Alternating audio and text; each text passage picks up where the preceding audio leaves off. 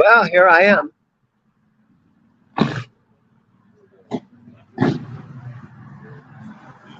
So here we are this afternoon. This is Dane from ZIMM'S Guitars. How you guys doing? And I'm outside the Whisky A Go-Go, West Hollywood, California. Hanging out at the Whisky A Go-Go tonight. My band's playing a gig tonight. And so this should be a fun day.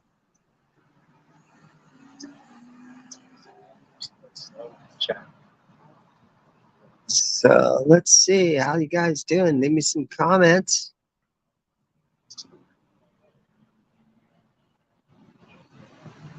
So there you guys are. Yeah, so here I'm at the Whisky. And Dangerous Toys is the headliner tonight. And right through this door, here's the back door. Band load door. And hopefully my internet connection's okay. There's a lot of traffic today. But here we are, West Hollywood, California. On the corner of Sunset and Clark.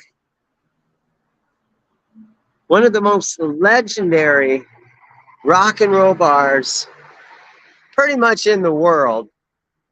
The world famous Whisky A Go-Go. I'm going to cross the street. So yeah, Dangerous Toys is the headliner tonight. So let's see. So there it is right there, guys. Dangerous Toys. Hooligan's Holiday. Up on the top there. Whiskey Dogs. Streetlight Circus. A couple other opening bands. So 1, 2, 3, 4, 5, 6 bands at the Whisky A Go-Go tonight. And we're the 4th one up.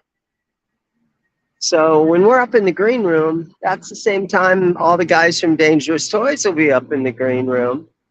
So this is one of those things where my band, we're fortunate enough to be able to come out here to LA and play at this world famous bar, the Whisky A Go-Go. What do we do it 2-3 times a year? Last year we opened for Stephen Piercy. And that was a great show. And back in last year in November, we opened for Striper. And it was super cool because I was up in the green room. I had a Striper t-shirt on. I'm wearing my ZIMM'S shirt today. But I had a Striper t-shirt on. And I finished my show and I went up the stairs. And I bought a Striper t-shirt before we played, and then I ripped the sleeves off of it. And then after my show, after our set, I went upstairs, and there was Michael Sweet, the lead singer of Striper. He stared right at me, and he goes, "Hey, man, nice shirt." And I'm like, "Oh, yeah, I designed this shirt." So that's the only thing I said to him. I thought it was kind of fun. Sometimes I've always kind of learned that when you're backstage or in a green room with headliner bands, that you kind of leave them alone before the show. I mean, a little small talk isn't bad. If they approach you and talk to you, I mean, that's fine. But you kind of want to leave some guys alone when it comes to after the show, that's when a lot of times you can chat with the guys in the band if they want to talk to you. It's easy to tell. But there's a lot of bands that, again, I wait until maybe after the show. But another thing that I do a lot of times is living in Phoenix, and I know it's super hardcore, but there's times where I will play. I'll drive the 370 miles to get to the Whisky A Go-Go, and I'll play the show. And you've got that adrenaline after opening up for Striper or Stephen Piercy, or we opened for Love Hate one time. We opened up for Eric Martin of Mr. Big one time. And you got that adrenaline. So a lot of times you can play your gig slam a beer, and jump back into your car and drive all the way back to Phoenix. So it's about a 740 mile round trip to go to Phoenix, play the Whisky, jump in your car, and go all the way back. But I've actually done that a few times because I don't really want to miss work, you know. So there's those times where I do a giant 700, it's probably 740 miles to get from Phoenix to the Whisky, and then jump in your car and turn around and go back to Phoenix. But you wake up in your own bed, and it saves you like $180 for a hotel room somewhere. So yeah, this is that famous corner, the Whisky A Go-Go, Dangerous Toys tonight, Clark Street and Sunset Boulevard. Yeah, so here I am. Let's see if I can see some of you guys here. Janice, hey, hi guys. Yeah, I hope you guys can hear me okay and everything. Quentin, how you doing, buddy? Yeah, so I was a little bit closer. Charlie, yes, how are you, bro? So, yeah, I'm right here at Sunset. Let me cross the street. You always got to keep, oh shit! You always got to keep your eye out, not to get run over. Now up Clark Street, up this way. Now back in 1980, this is where Motley Crue lived in an apartment right up that street. It's probably only 100 yards up the hill, and the Hollywood Hills in the background. But yeah, Motley Crue in 1980, they lived in apartments right here. They came over and they played this bar all the time. And I don't know if I can show you. You guys won't be able to see that. But right across the street, there's a liquor store over there. And there's a building right there, and it's completely black, the face. That's the world famous Viper Room right there. So, and then if you go down this street and you take a right turn, then the world famous Troubadour is down that street. So we're hoping for a good show tonight. It's got some Metallica fans here. How you guys doing? So we're Metallica is in town last night and tonight, right? That's right. Last night and tomorrow night. So LA has Metallica in town. So there's a lot of metal fans walking around, and it's still early. I'm like 3 hours early to the gig, but sometimes you want to just get here. And I'm out of that 111 degree Phoenix weather right now. It's only 85 degrees or something. We're really close to the ocean. We're really close to Beverly Hills. If you walk up this road probably about a mile, you see that world famous Beverly Hills plaque on the wall. Yeah, Beverly Hills is like a mile west. And so, yeah, Dangerous Toys, I believe, is inside. We might be able to hear them. But I was listening a minute ago, and I could hear sound check. How you doing, buddy? Yeah, so there we go. Oh, yeah, let me in. I just snuck in. Oh, here, let me get that for you. Oh, okay, thanks. Okay, so we just snuck inside. We're going to see how this goes. Somebody might ask me to get the hell out of here. And I don't know if my internet is going to work good here. So we're just going to see what happens. I'm seeing we got 22 of you guys following me around in here. And so the LA Guns jacket, right? LA Guns, right? Enough's enough. Enough's enough. So, yeah, we're inside. All right. So what happens here? Dangerous Toys, they've got their DW drum kit on the riser. So all the opening bands have a house kit that they play on. And it looks like a new house kit. I haven't seen this one. They got a new DW house kit. And so my drummer's going to play on this kit right here. And I hope you guys can see that. And now one thing that I've noticed is they have a bass amp that's backlined. And a lot of times I show up here and I don't need to bring my bass amp with me because they have a bass amp backlined. But right now, tonight, I see that there's an Ampeg up there, and I'm not sure if that's the house amp or not. And my guitar player in my band, because of Eddie Van Halen, my guitar player has to be on the left side of the stage or over on this side, right? And my guitar player will never play over on the other side. So he always puts me on this side. And I have a little Fender Rumble 200 amp that I will just bring in and I'll set it over here. And I'll play bass through my little lightweight neodymium speaker Fender because it works really good for me and sound guys don't seem to mind it. I get a good sound. It's super lightweight. You just plug a mic cable right into the back and it works really good for me. So yeah, we got the house kit there. I'll have to carry my bass amp in here. It's in the trunk of my car.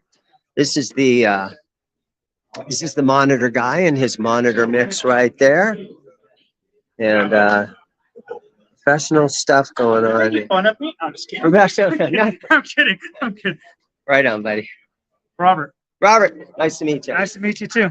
So yeah, so Dangerous Toys. Now they had a great hit song. They had a clown. You guys remember it's Dangerous Toys, right? They had a clown on their album cover. Let's take a look at that.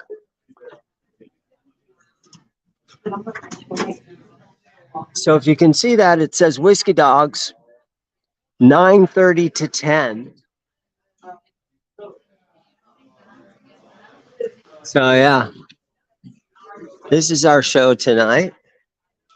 And so it's looking pretty cool in here. This place is so world famous. Like you wouldn't believe the people that have been in this bar. It's just crazy. There you guys are. You guys still with me? Yeah, okay. So yeah, you can see great old photos of legendary acts that have been in this bar. You got a TV that's up showing the stage right there. Yeah, so I'm at the Whisky. This was there's Sammy. So a lot of guys that sat back on this table. This was Tawny Catan's table. There's so much that happened in this.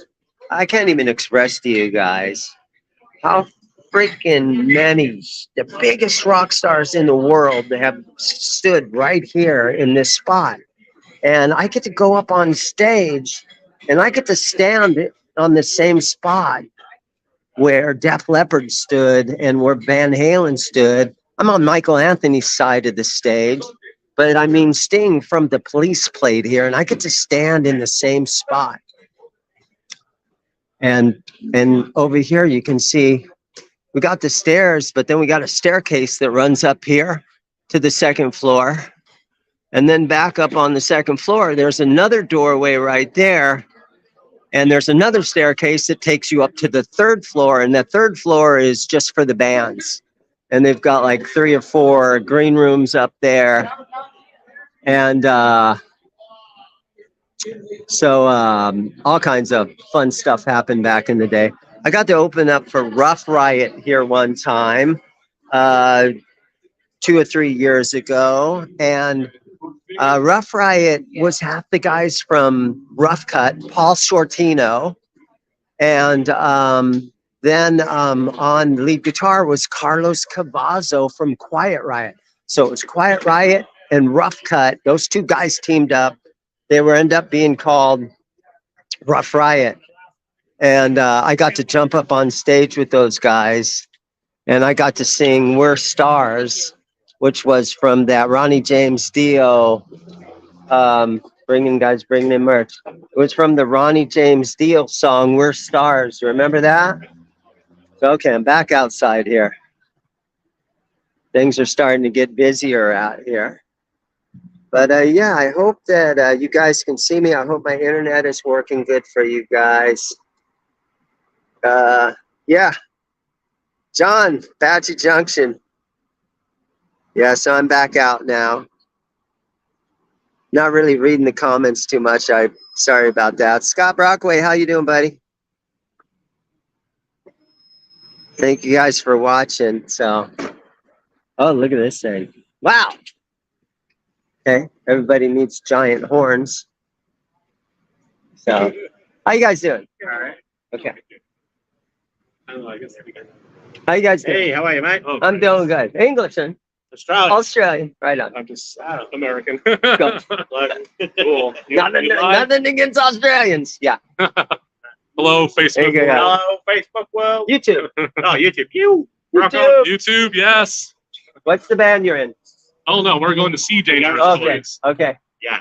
He came all the way from Australia to see Nice. them. Yes. Absolutely. I'm in Whiskey Dogs. We go on 4th tonight. Oh, yeah. Oh, so- you know the guys in Babylon AD, don't you?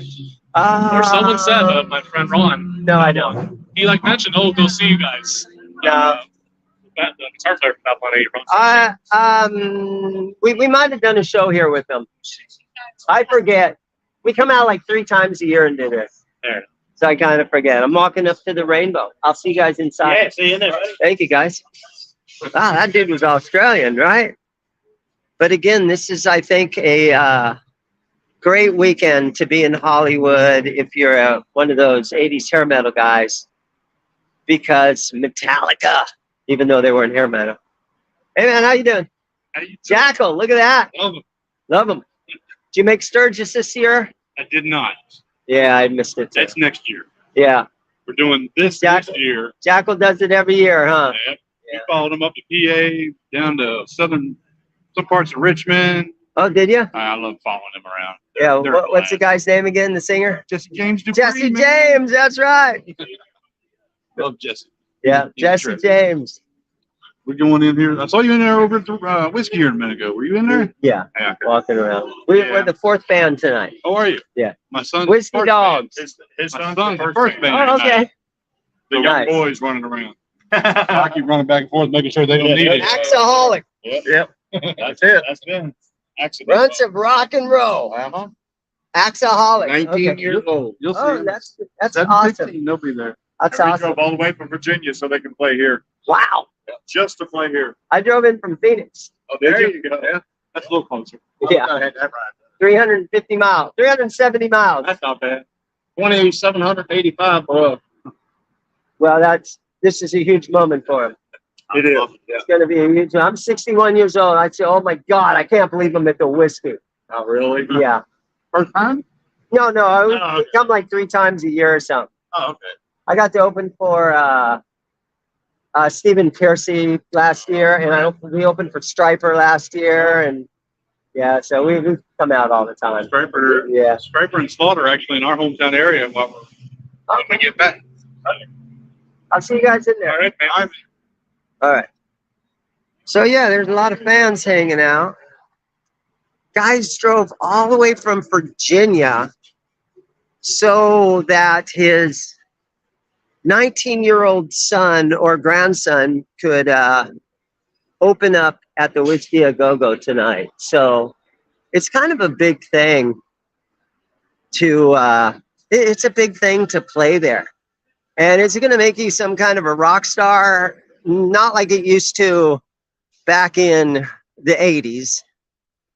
Bands used to get a good show at the Whisky if it was late 70s, early 80s. If you've got a really good Friday night slot or a really good Saturday night slot, after Quiet Riot broke with #1 Metal Health album in 83, then that opened the floodgates where every record producer kind of promoter kind of dude would just go to the Whisky and look for the next band that could pack the place.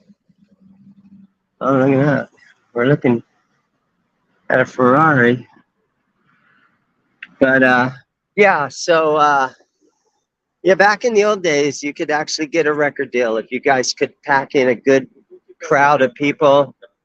If you could bring an audience to the whiskey, if you rocked it up, you know, if you had plenty of girls in there, you could get a record deal out of it. Last December when we played down there, we played on December 30th, which was a Friday night, and it was one night before New Year's Eve, right? So sold out show on a Friday night. Hey guys, how y'all doing? Here, yourself. Look at that, I've got plenty of LAPD. So but last year when we opened for Stephen Piercy, it was a sold out Friday night, and we played our originals, all originals, because for years and years we'd go in there and play AC/DC songs and shit like that. But we actually played all originals, and it was awesome. And it was sold out, and we had a 10:30 time slot. Tonight we're the 9:30 band. But last December, we were the 10:30 slot, and Stephen Piercy went on right after us. And I was inside that place with my bass guitar strapped to my back, and people just going, dude, you fuckers rock. And it was crazy. And I say to myself, if it was 40 years ago, that show, and it was 1983 on a sold out Friday night, that would have maybe got us a record deal back then, because it was all originals. We did really good. Stephen Piercy was the headliner. I'm walking uphill. I'm gonna get winded. But yeah, last year it was really cool. So yeah, if it would have been 40 years ago and we got to play a sold out 10:30 slot at the Whisky, that might have actually boosted in our career and actually made musicians out of us. But we're 40 years late, and it would have made me, instead of being 61 years old, I would have been 21 years old. Yeah, you could have pulled off a 21-year-old guy 10:30 time slot at the Whisky on a sold out Friday night. I mean, that would have been something right there. Yeah, that would have been something right there. I guess those were firemen. They weren't police. LA Fire Department. They'll probably go to, oh, look at all this. LA Fire is probably going to go down to the Whisky and say, hey, you guys got, because of the Whiskey Dogs, you guys got way too many motherfuckers in here. We're going to have to shut you guys down. That's probably what's going to happen, right? All right, so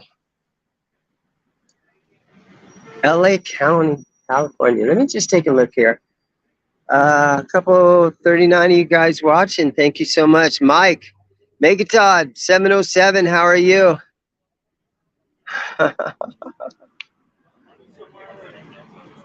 Yeah, but if I would have got if I would have ended up in an LA hair metal band in 1983, I probably would be dead by now.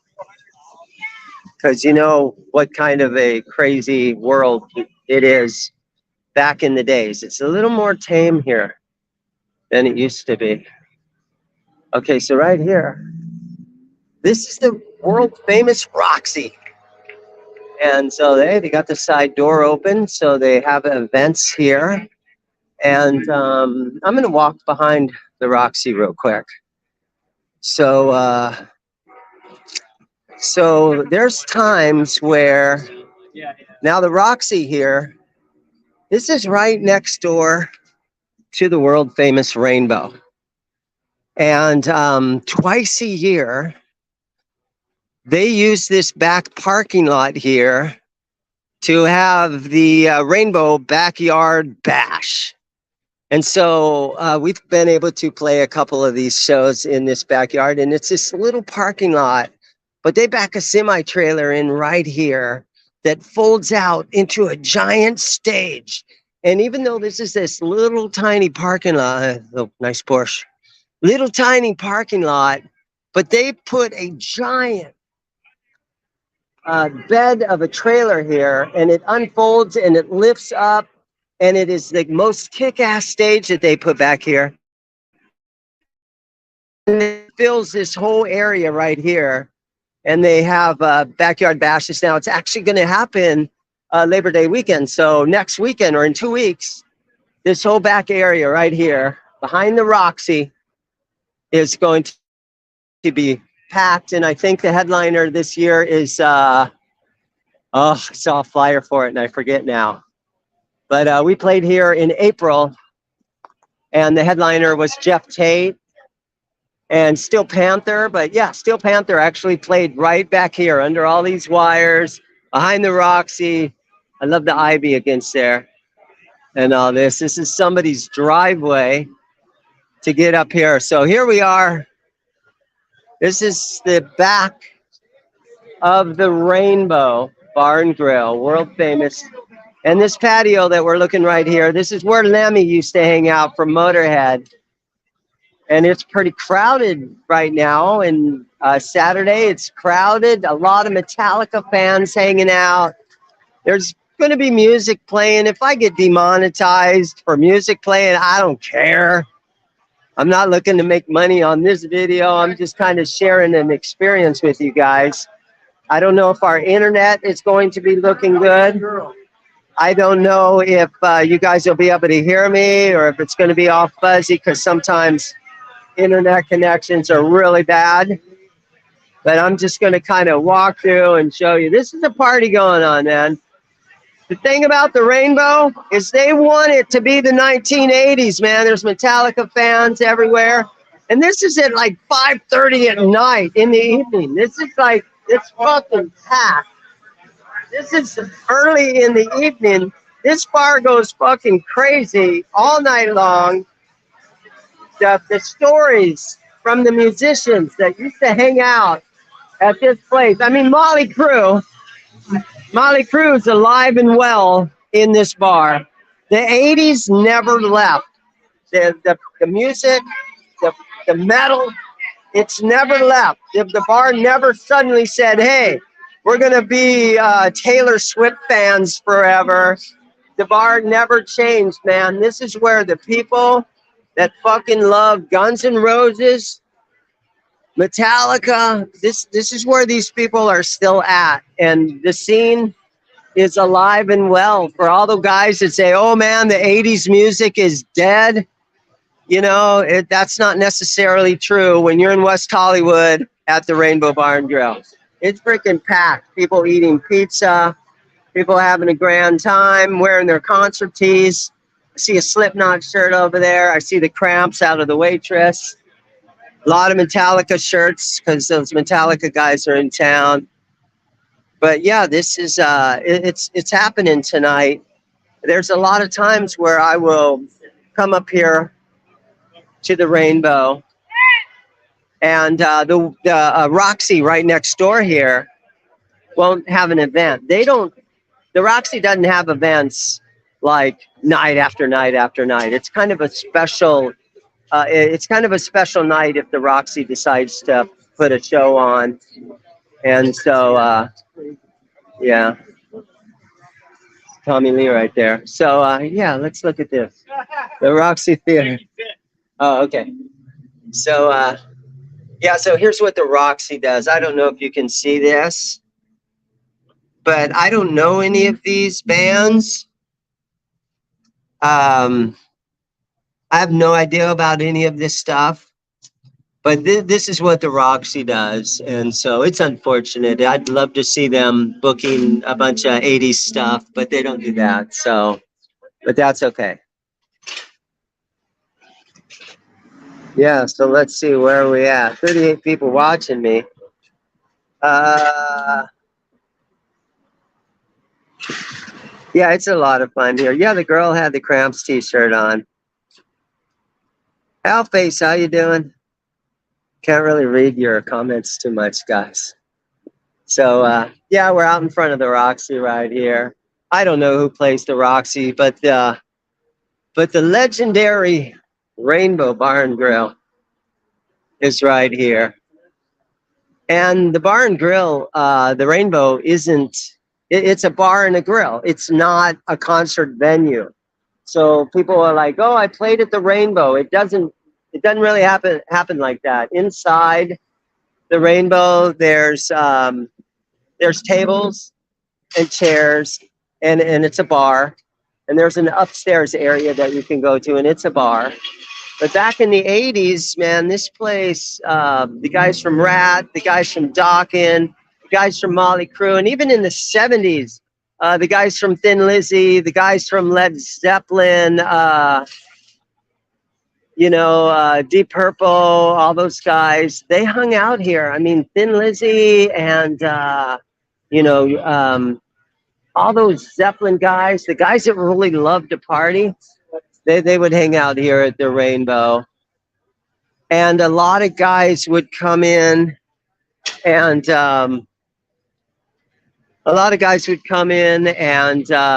get to know other musicians. This is where you would hook up with other musicians. You in the 80s, you'd walk around, and the 1970s, you'd walk around in this bar and you would just chat with people, and you'd be like, "Hey man, I'm a bass player and I sort of kind of know how to play bass. Let's put a band together." And some of the fucking greatest bands that have ever played, they met each other right here at the world famous Rainbow Bar and Grill. And a lot of those guys, David Lee Roth hung out here all the time. Some of those guys would occasionally, they'll come back and they'll hang out just to kind of make an appearance. So it is still kind of a hangout for some of these rock stars from back in the day, the music that we all love, So, yeah, I'm supposed to meet my singer up here. I think what I'm going to do is I'm going to walk back down to the Whisky, even though, what time is it? 44 guys watching, half an hour. It's 6:41. Okay, I got 20 minutes until the guys in the band are supposed to meet me around here somewhere. And again, the Rainbow and the Whisky, they're about 100 yards from each other. So if you eat dinner at the Rainbow, if you play at the Whisky, it's kind of a 2-for-1 kind of thing. And then the Viper Room that's right across the street, they cater to more of the punk rock kind of crowd from back in the day. And the history of the Viper Room, what was it? River Phoenix is the guy that died there. And it's just got so much history. In like the 1920s, because this is the town of West Hollywood, Los Angeles Police Department couldn't really enforce the laws that are happening in West Hollywood. So there's a lot of gambling. I think the Viper Room was a little gambling hall in the basement for a long time back in the old days. And even in like the 1950s, before Las Vegas came around, this is where the nightclubs in LA, the LA nightclubs where, Dean Martin and Sinatra and Sammy Davis Jr. and all those kind of guys, they would play these nightclubs here in West Hollywood. And a lot of those clubs, when Vegas started up then, and Elvis and a bunch of those guys started heading out to Vegas, that's when a lot of these nightclubs that were here in Los Angeles, they all moved to Vegas. But that left plenty of attention on all the rock bands that were through here. So, yeah. I'm wondering if I could sneak in the side of the Roxy, huh? we'll stand next to the door, so maybe we can just hear, and you guys might be able to guess what the name of this band is.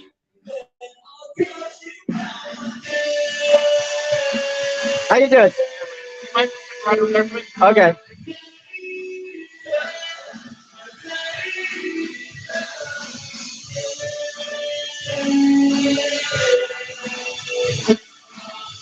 So I don't know if you guys can guess who that is singing. Oh, he shut the door on me. Guy's just doing his job. But yeah, it sounds like at least they got a drummer and a guitar player in there. But it's one of those American Idol kind of bands or something like that. Yeah, so I don't know who they are. You guys can guess who it is? Anybody guessing? Johnny Style, how are you? Mark. Greetings from Pittsburgh, buddy. How are you? My brother used to live up in the Erie area up there. All right, so yeah, I don't know which direction to go. Let's walk back towards the Whisky.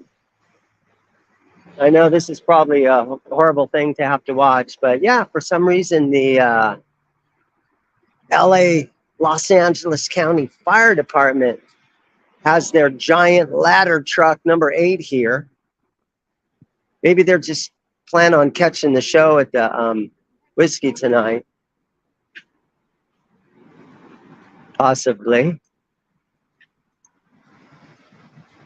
How you doing, man? This guy with the security, working security. Guy parking cars right here.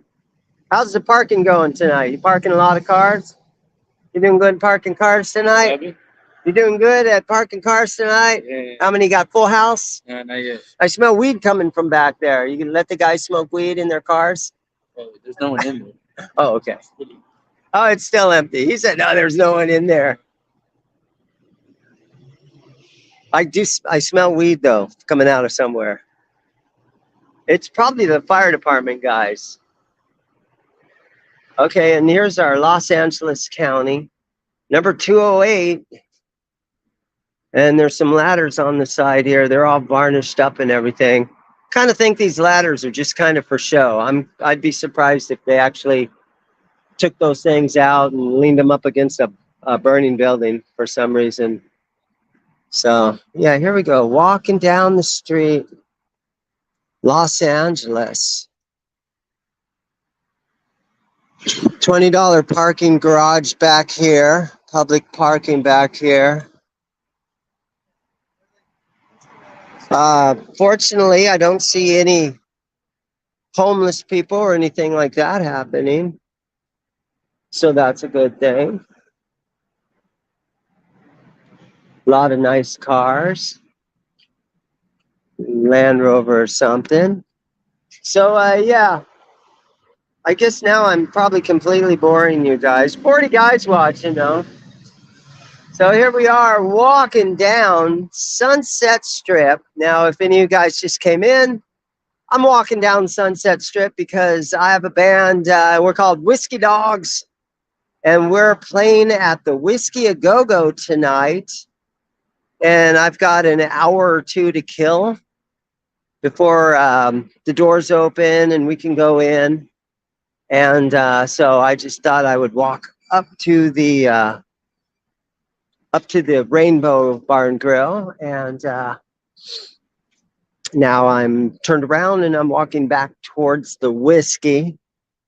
And so like I was saying earlier, I'm lucky enough that I'm in a band with a group of guys out of Phoenix, and we're able to drive over here and play gigs, 2, 3 times, maybe 4 times a year. We drive over and we play at the Whisky. And it's just a good way to reminisce about all the old bands that used to all the old bands that used to play here.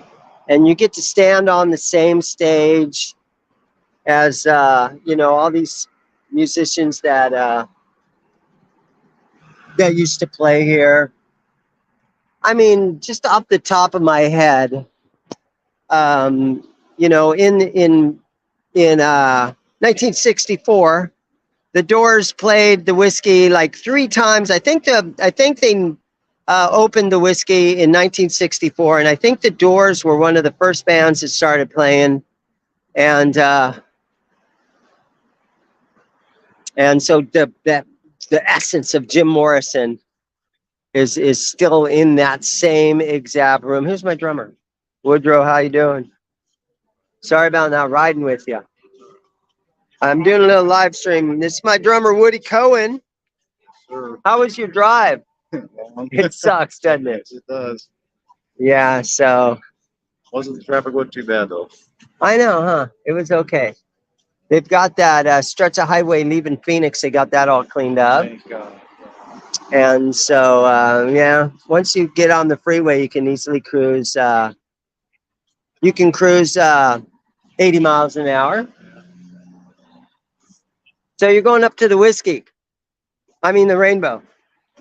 It's packed. Ain't feeling no pain. Okay, I'm going to keep walking around. I'll see you. Sorry again for not being able to ride with you. I got some plans for tomorrow and shit. Star's supposed to be around 7, so another 15 minutes or so. All right, bro. Can you get in there? It's super packed. You can get in, but it's packed. Yeah, I know, right? Start drinking. We'll be fine. Yeah, that's what you got to do. You got to just start drinking. Yeah.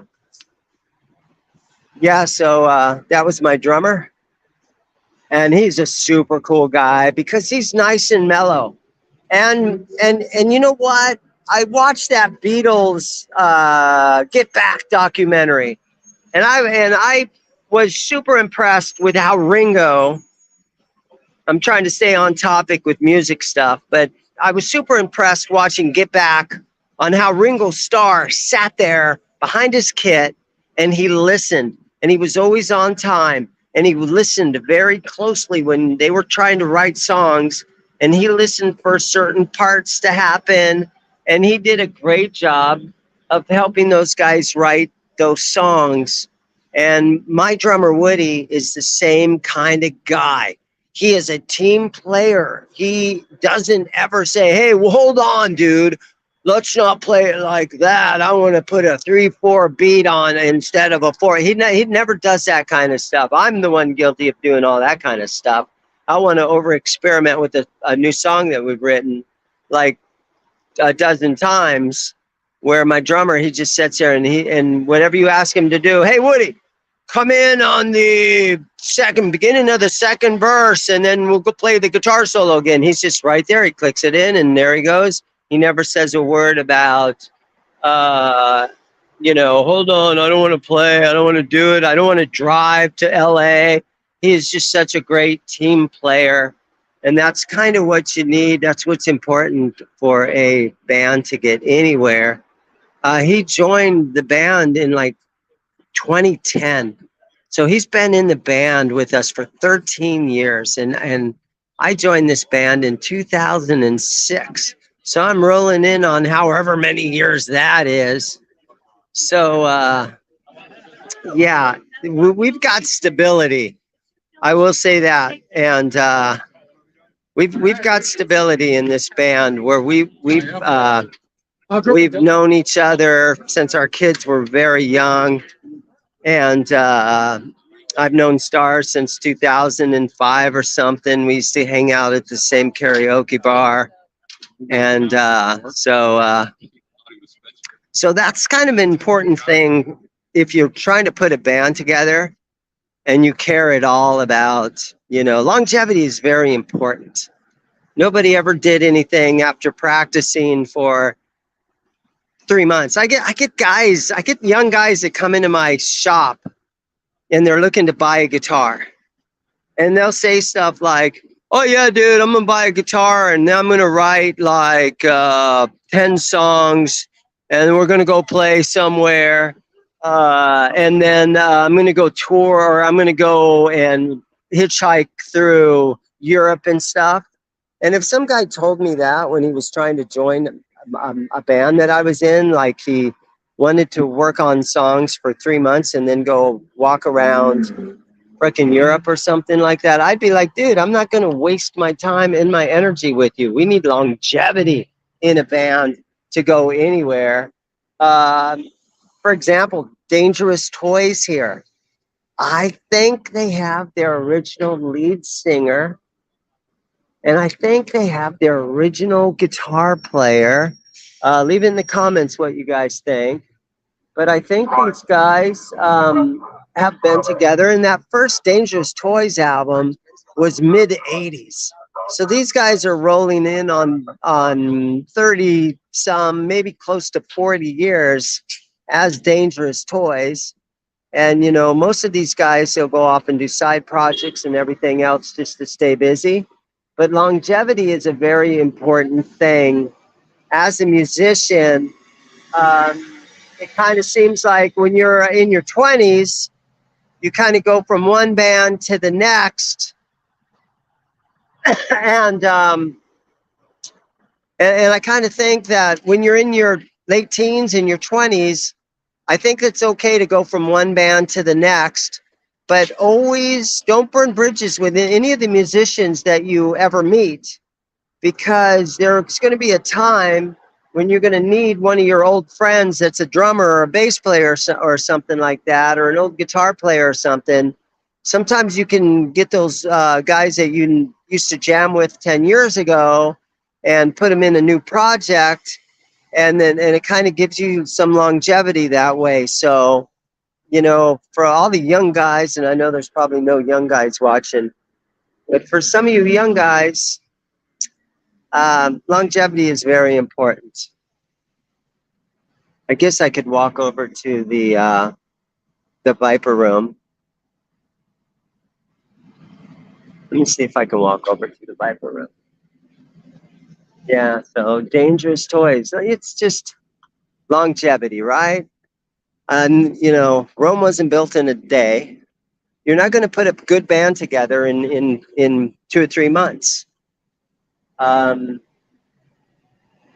Unless, for some miracle, you're financially able to get the best talented guys in your town that are all fucking rich, so they don't have to spend 40 hours a week at a day job.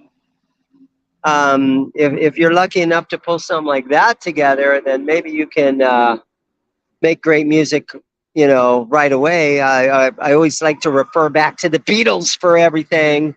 That was their only job they ever had. Yeah, look at that California sunset, right? The Beatles, it was the only job they ever had. The Stones, it was the only job they ever had. They could work 8 hours a day, 10 hours a day. The rest of us guys, we're weekend warriors at best.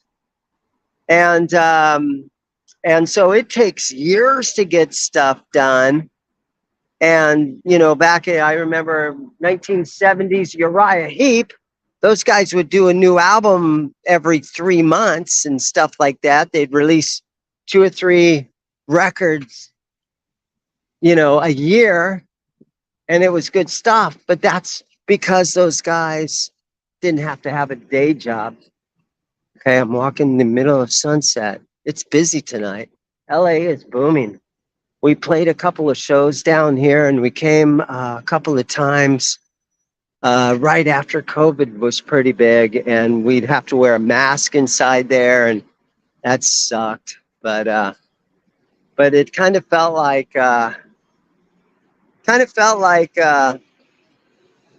LA and Sunset and everything was dying. But I think it's back. There's you know, at going almost 7 o'clock, doors aren't for another hour. We got 2, 4, 6, 8, 10, 12, probably 20, 25 people in line out front.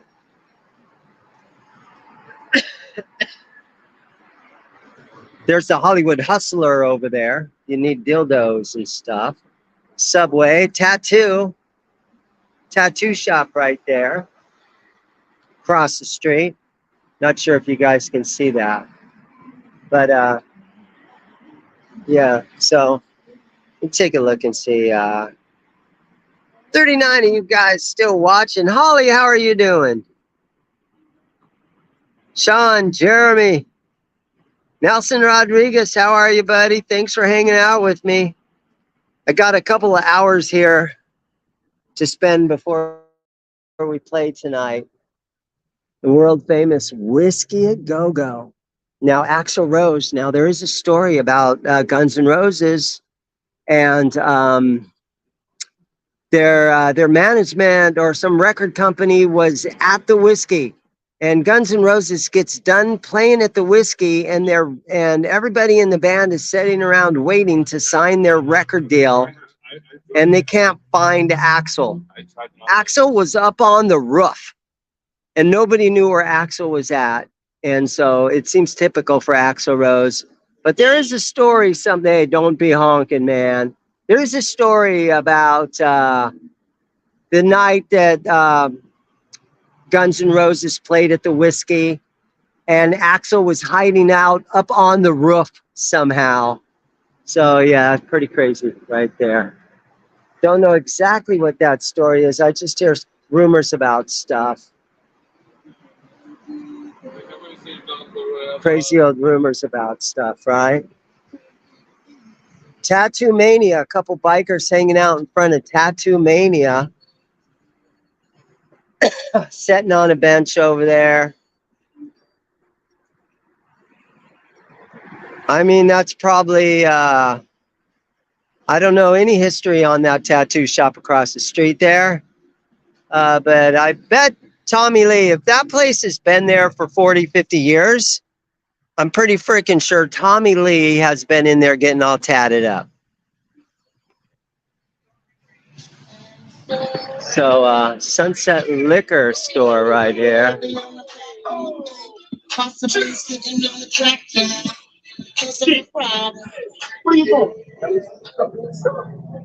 Okay, well, here's our first homeless encounter.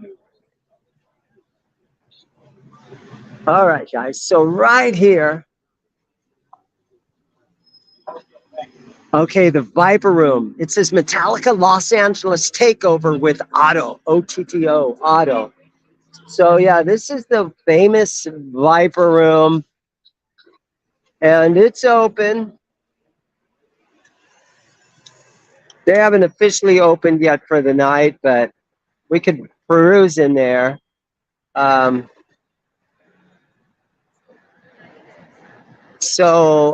And then there's this liquor store on the end.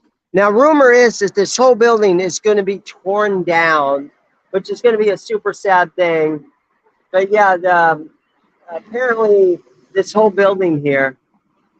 Oh, look at that. Metallica Los Angeles Takeover with Bastard Dane. Wow. So, yeah, apparently this whole building is going to be eventually torn down, which is a very sad thing. Okay, so here's the side street, and this is the main entrance to the Viper Room right here. And so this,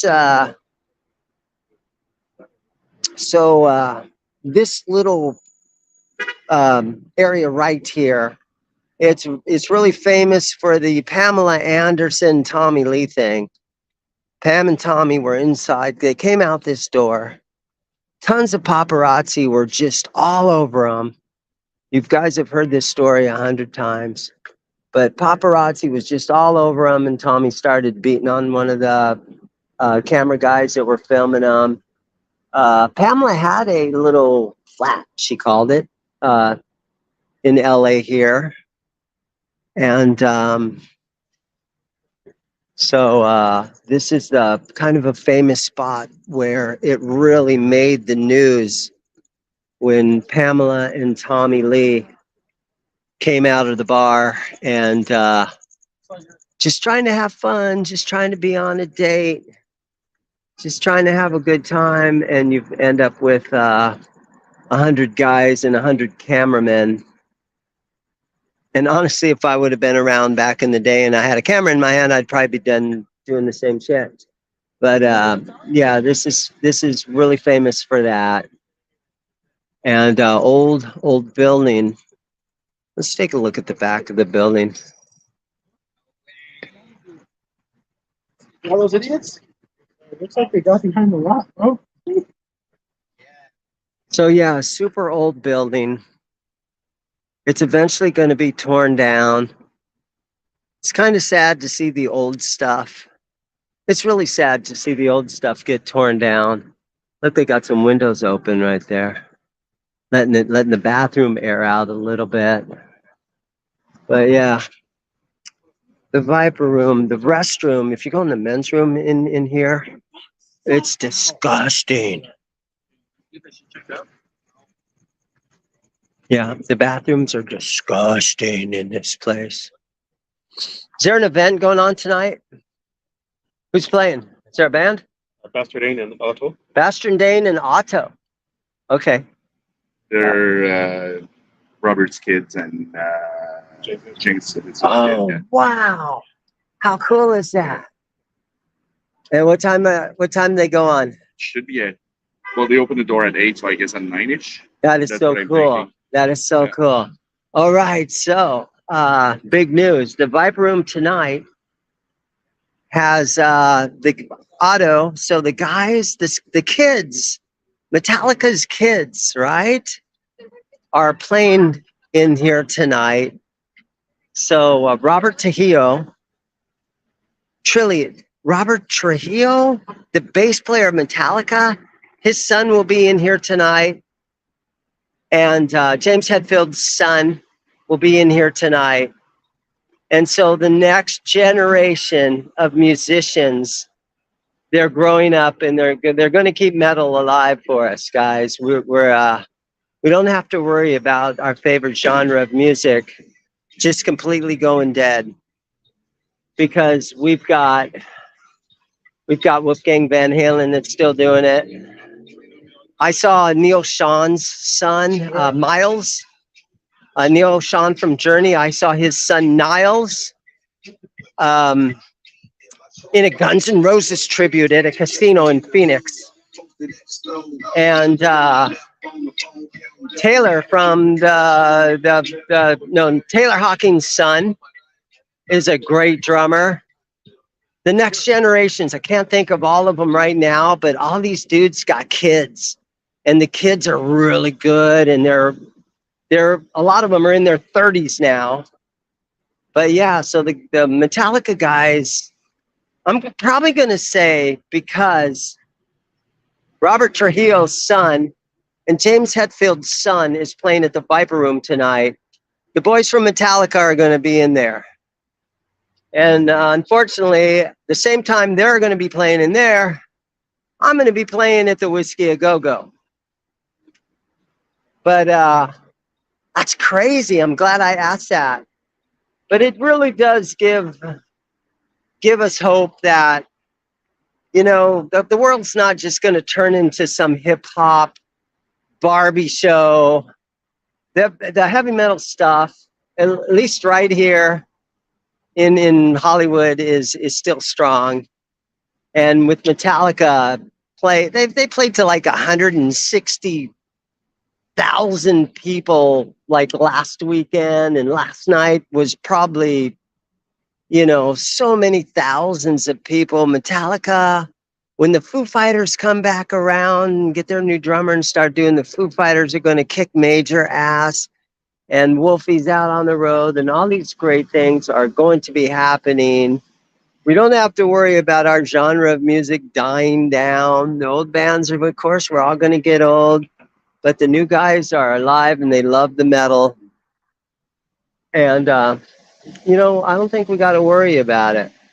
There's going to be enough music for us to listen to. Sometimes what we got to remember to try to do, though, is when Robert Trujillo, when his son and the new James Hetfield and the Wolfgang Van Halen stuff, and Miles Sean, you know, the son of Neil Sean from Journey. When all these musicians start making modern music, we have to support that. We have to buy the CDs. We have to stream it, however you do it.